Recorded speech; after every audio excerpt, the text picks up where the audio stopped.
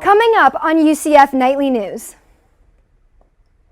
Former UCF psychology professor Charles Nagy tells us why he thinks he was fired. And we will tell you how a team of faculty and grad students prepare for the final round of a COVID-19 competition. UCF is exploring new ways to track COVID-19. Learn how water on campus may help researchers catch the virus early on. Nightly News starts now.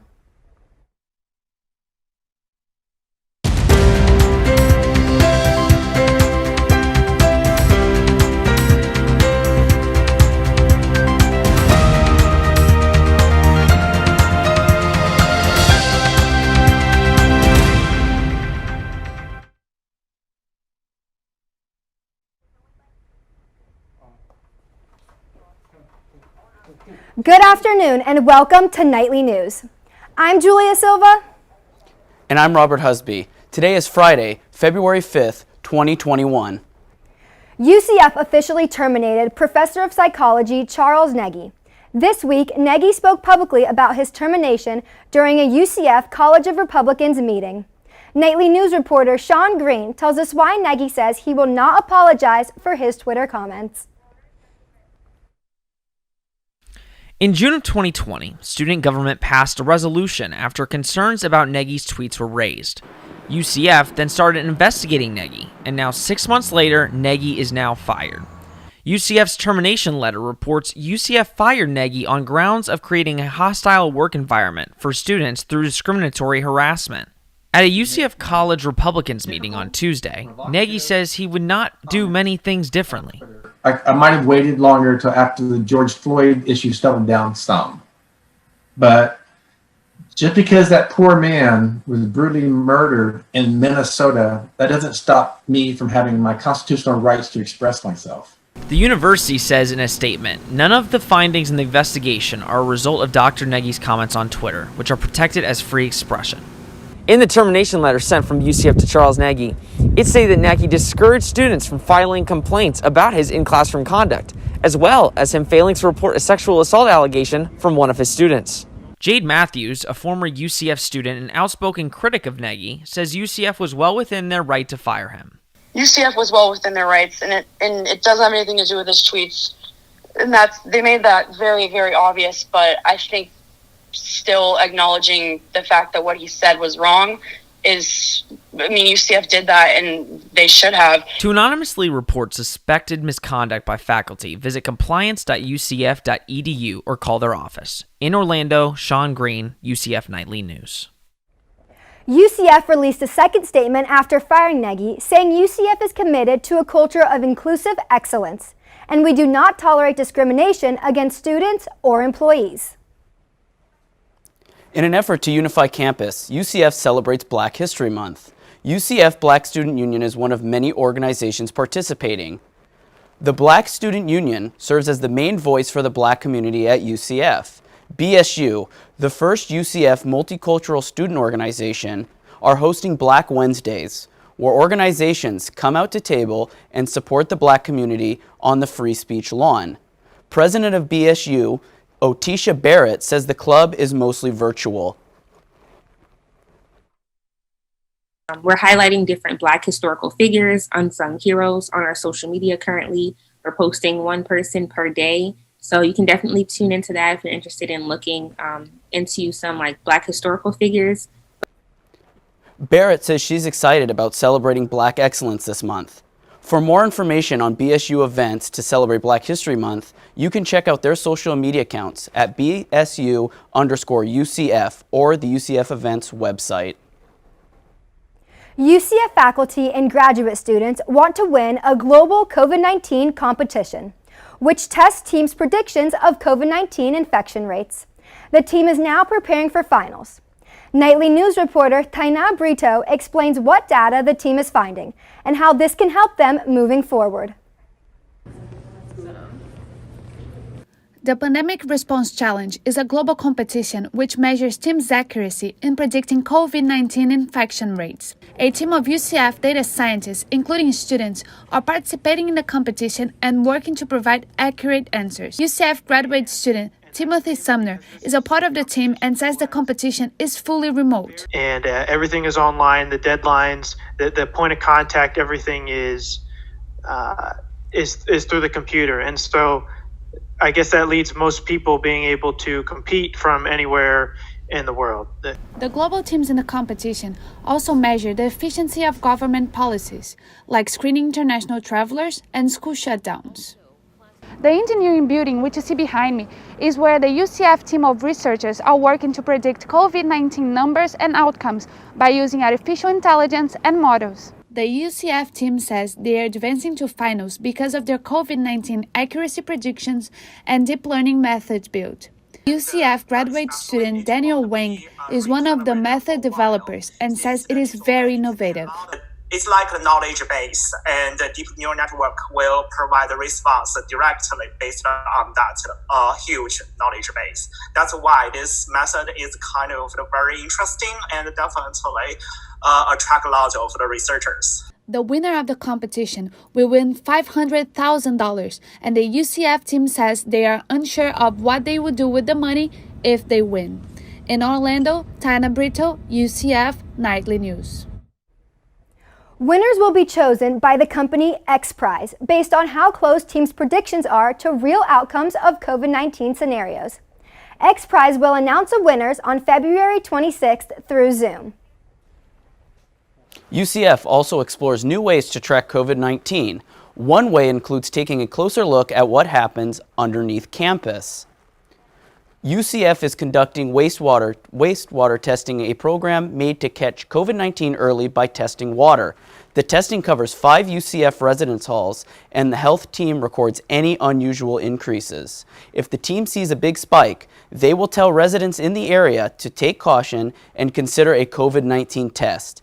As of October, 60 institutions across the country are using wastewater testing. UCF officials say they will continue to collect samples for research.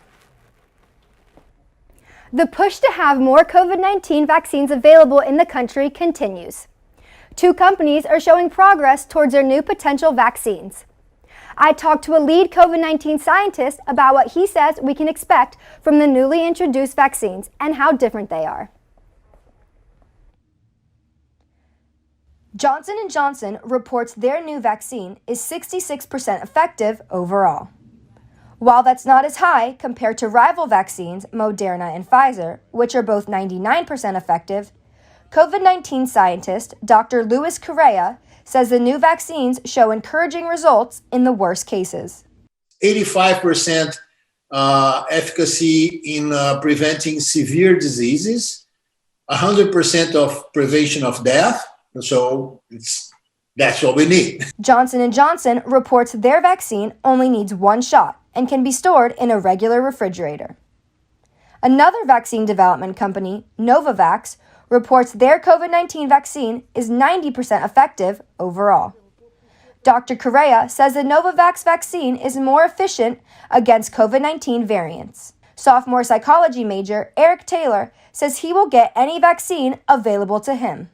I especially think that it's kind of my responsibility to get vaccinated when I have the opportunity so that I can protect the people around me and not just myself. In early February, Johnson & Johnson announced they plan to request for emergency use approval. And if granted, will ship 2 million doses after clearance.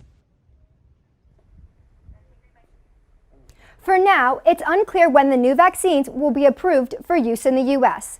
Follow Nicholson Student Media on all social media platforms for update on this and other COVID-19 stories. The SAT subject test an optional essay for students. College Board says their decision to cut the test will attempt to make the SAT a flexible tool for students entering higher education. The SAT subject test differs from the regular SAT subject test, only tests students on knowledge in specific subjects. Vice President of Enrollment Services at UCF, Dr. Gordon Chavez Jr., says this will not affect UCF admissions. Dr. Chavez says UCF never accepted the subject test and stopped using the essay portion in 2017. I hope you all stayed warm throughout the week and wore your jackets, because we started off with a chilly low of 47 degrees on Monday. To try and stay warm, students walked around campus wearing fleece jackets and coats. Despite the cold winds blowing through the campus earlier this week, some students decided to use the cold breeze as a way to play volleyball with friends at Memory Mall. Today, however, the weather looks sunny with calm winds and a high of 76. So ditch that coat, go to the beach, or plan a picnic with friends and family. Cliff, it looks sunny outside right now, but what are the current weather conditions looking like for today? Well, I'm glad you asked, Robert. So right now, currently we are at 72 degrees high right here with the humidity of 51%. Southern winds moving at 9 miles per hour, as well as an 8% chance of rain. So all in all, it's a bright, sunny day here in the Sunshine State of Florida. So if you want to go outside, go to a picnic or a park, just have fun over there and just relax and enjoy that brightness. But that's all I have for you right now, Robert. Back to you. When we come back, we will talk about how a new Florida bill could affect out-of-state tuition for some students at UCF and throughout the state. Plus, we will learn why the stock market continues to skyrocket and how UCF students are taking advantage of the market increase.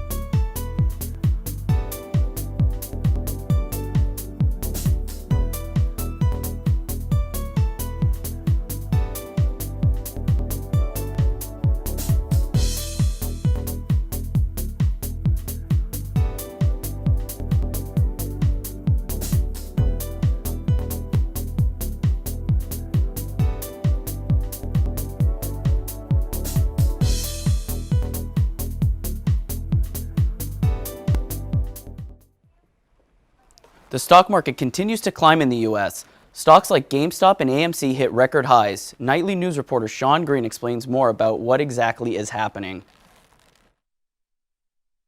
Just last week, Wall Street was overtaken when a Reddit group known as Wall Street Bets put GameStop on the map. On January 12th, GameStop stocks were valuing at nearly $20 a share and skyrocketed to almost as high as $350 a share in just 1 week. This increase caused many investors working on Wall Street to panic as amateur investors were manipulating the market.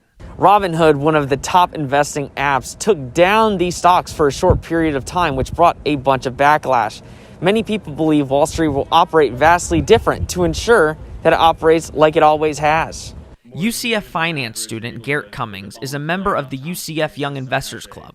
Cummings said his members, including himself, were not willing to take the risk of investing in GameStop. So in the case of GameStop, it was well extended from Ace to the buy point, a lot of volatility. And so if you had a day trading approach, yeah, definitely some great swings. But for the majority of our members and a lot of civilians out there, is just way too much risk in our opinion. Other stocks, including AMC and cryptocurrency Dogecoin, began to rise as well, with amateurs once again having an impact on the market. UCF professor of finance, Dr. Hung-Wei Chen, says he doesn't know if something like this will ever happen again. I think most likely we are not going to see this type of movement So in the future, we may see some short squeeze, but not at this kind of level. Everyone will learn. I hope people will learn a lesson. Yeah. Dr. Chen says the ability to buy fractional shares was also a cause for the increase. In Orlando, Sean Green, UCF Nightly News. After GameStop hit a high of $483, GameStop stock is dropping and currently holding at the $60 to $70 range. A new bill in the House of Representatives may potentially repeal a decision made in 2014. Florida House Representative Randy Fine says the 2014 decision granted out-of-state tuition waivers to non-Florida residents. He says this includes mostly students who live here illegally. Fine proposed House Bill 6037, which would repeal the decision. He says the state must make some budget cuts, and he believes taking money from Floridians is not fair. But a bill to which aims to provide free waivers for certain students has been proposed in the Senate. Fine says he thinks that if the bill passes, it will go into effect on July 1st of this year. Coming up, we'll take a look outside and see if we can expect warmer weather next week. Plus, UCF homecoming is back, but we will tell you how the celebrations will be different this year.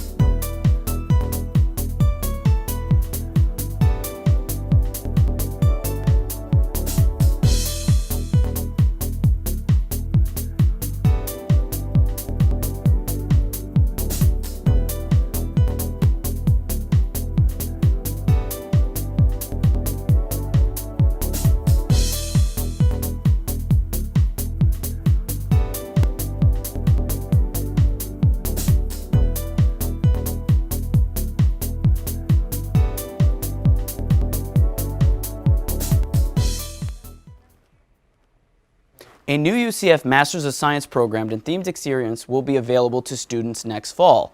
This degree, the first of its kind to be offered at a public university, includes a 2-year program through the UCF School of Performing Arts. The degree focuses on the design and production of experiences at theme parks or museums.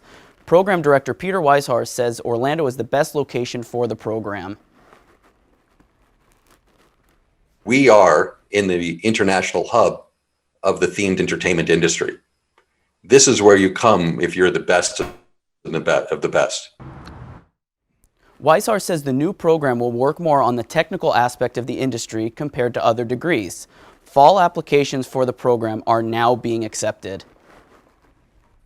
Despite COVID-19 postponing last year's homecoming will be back in action this year, but with some changes. This semester, Homecoming Week will be titled Spirit Splash. We'll be hosting events such as movie night. The events will start this month from the 22nd till the 27th, and students must still follow COVID-19 protocols while celebrating. Junior Legal Studies major Rachel Gorman says she looks forward to celebrating this year's homecoming.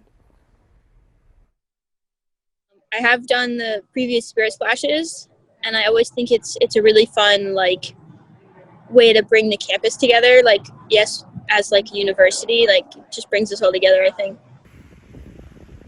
Right now, the homecoming team are looking for people for the first event, Knight's Got Talent. Applications are due next Sunday.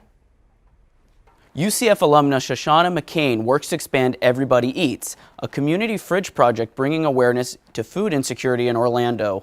McCain says she started the outdoor fridge project after seeing a series of posts on social media about community fridges across the country.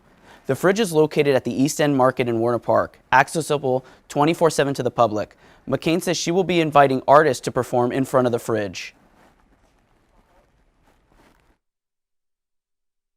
I'm an artist myself, so I was like, oh, like that'll be so dope if I can use like my friends' talents and like, you know, other artists in Orlando talents to help bring awareness to this cause. Anyone can donate food as long as it is sealed, packaged, and with a visible expiration date. McCain says she will look to add another outdoor fridge soon. To learn more about the outdoor fridge on campus, visit our website, nsm.today. NSM sports editor Nick Jeddies tells us more about what will be happening on the web. Thanks, guys. This week on NSM, there's also plenty of political coverage, including Joe Biden passing a new travel ban that is going to affect many UCF Brazilian students. UCF SGA is also passing a resolution to protect the Bright Future Scholarship funds, so see more on our website, but this is also a developing story. And in sports, we got the inside scoop on UCF signing day that took place on Wednesday, where they brought in 2 more recruits for their 2021 class, including a 4-star from Hawaii, and as well, we have details into the UCF men's and women's basketball season. So check us out on NSM Today for more coverage. Thanks, Nick. You can also follow Nicholson Student Media on social media for the latest updates. Cliff, how does the weather look throughout the state this weekend heading into Super Bowl Sunday? Well, Robert, as you can see right here on the map, you'll see a little blue and green. The blue indicates a mixed precipitation. That means that it's going to be not only rain, but maybe possibility of a hail. But if you look at the edge right here on the map, the green, that indicates it's all going to be rain. But in Florida right here, it's all thunderstorm, but we'll get to that more later. I want you to take through what the temperature is like here in the Sunshine State. 66 in Tallahassee, 69 in Jacksonville, 76 Orlando, 73 Tampa, and 75 Miami. In our lows, we have 46 in Tallahassee, 49 in Jacksonville, 57 in Orlando, 60 in Tampa, and 70 in Miami. And in our 5-day forecast, we have Saturday at 76, low 64 with 50% chance of rain. Sunday, same thing with the high, but 58% low with the 40% chance of rain. Monday, 74, the same thing with 64% being low and 20% chance of rain. Tuesday is going to be your highest with 80 with a 64-degree low and a 30% chance of rain. Wednesday is going to be 78 degrees, 61 degrees low, and a 20% chance of rain. That's all I'll have with you right now. And as always, Tom Brady will win another Super Bowl. But back to you, Robert. EA Sports are making a comeback in Central Florida, and find out how the company may provide more jobs. Plus, UCF Sports are back in action. We will tell you about the new schedules.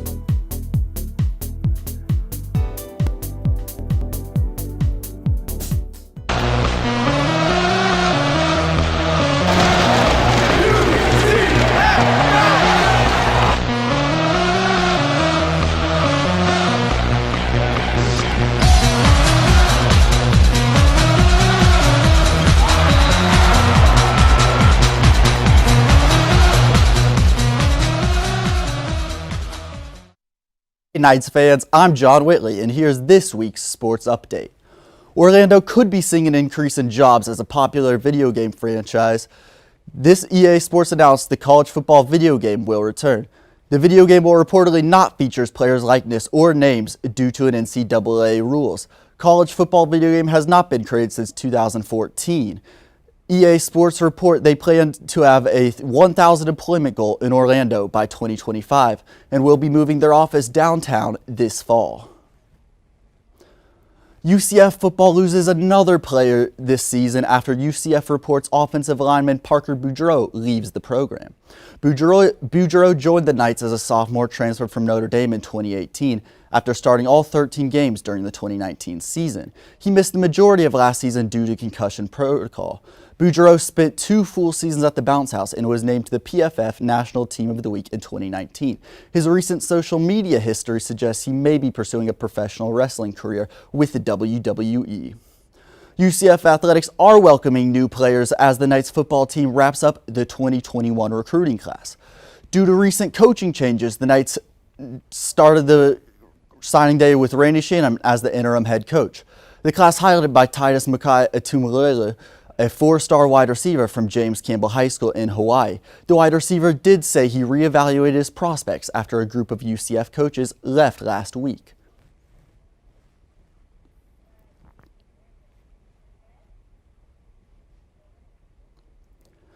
The Knights wrap up their recruiting class ranking 55 nationally and 4th in the AAC. UCF baseball and softball will look a little different this season. According to the UCF Athletics, John Ulano Park will allow 25% capacity due to COVID-19. The baseball team back to the desk with Giulia and Robert. Thanks, John. That's all our time for right now. Thanks for coming.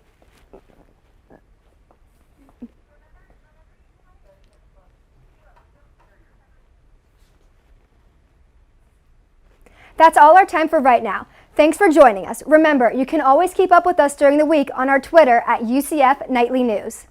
And if you've got a story idea you want us to send our way, you can reach us at nightlynewsucf@gmail.com. Thanks for watching and charge on.